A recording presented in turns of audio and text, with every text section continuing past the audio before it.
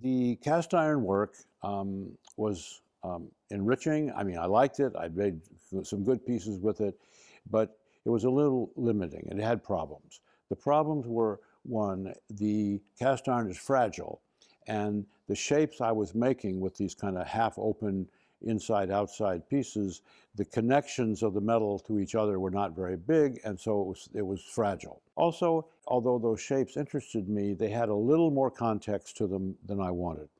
So when I moved on from the cast iron, I still wanted to work in metal, and I thought in this case doing cast metal would be a better way, because the cast iron had been found object as metal, and so I thought I'd work in a cast metal where I'd have more control over the shapes.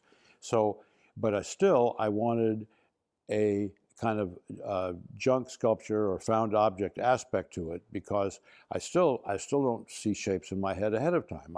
I need something to relate to. So I was aware of the interesting shapes that came from styrofoam packing cases of different machinery and typewriters and things like that. And I got a bandsaw with a thick throat on it that would let me cut big, thick sections of styrofoam and cut up a lot of these packing cases. Some of them were wine storage, typewriter. That was very successful in the sense that I felt I had a manipulatable vocabulary, that I could still respond to found shapes, but that I could then alter them more subtly.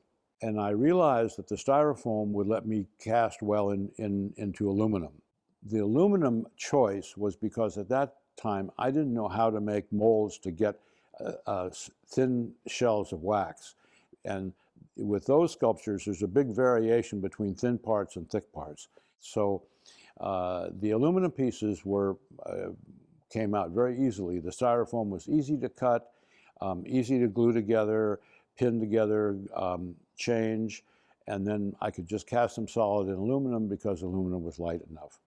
My first real one-man show was at the Everett Ellen Gallery in 1963 in Los Angeles of those pieces, and it was a wonderful success. One of them had been in the Paris Biennale in '63. That was the first international show I was in. So LA County Museum acquired a piece from that show, and then also the Guggenheim in New York. But in something that I have done quite often, not professionally very astute, but I got interested in something else. And it's really, it's interest in the shape and the aesthetic issues that I set for myself that really is the driving force.